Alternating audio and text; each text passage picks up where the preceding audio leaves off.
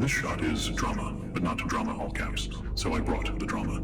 I'm Paul Myers, a self-taught VFX artist, and this is how I did that. If you want to know how I prepped my plates for Nuke, check out my earlier post. That's a squid.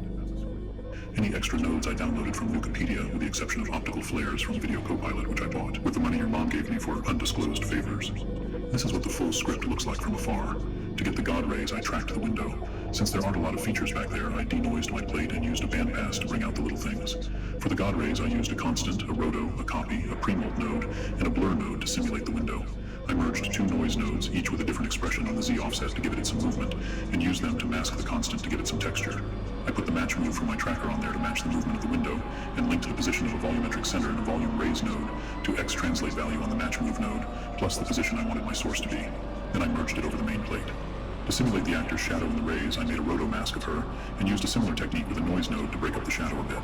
I did the same thing with the match move in the center of a God rays node, graded the alpha to bring it out a bit more, then used a roto and stencil merge node to have it only hit the floor. I pumped those God rays into the mask of a grade node on the main plate, and brought down the gamma and gain to give the sense that she was casting a shadow in the volumetrics. I created wall rotos for the foreground walls, separating out the far and the near sections, so I could use an edge extension and light wrap to blend them with the background better. To make some dust, I created a dust mote, using a roto node and some noise. I pumped that into a particle emitter with some turbulence. I used 3D Equalizer to track my shot, added a light so I could see my particles, and used a bokeh node with a custom kernel to get my depth of field. Then I made a luma key from the background to separate out all the bright layers in which you'd see the dust, and used a stencil to cut out just those parts.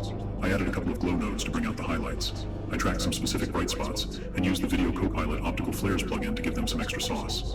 I used expressions to set the centers of the hotspots, the flares, and used the wall rotos as 2D occlusion layers, and then Bob's your uncle.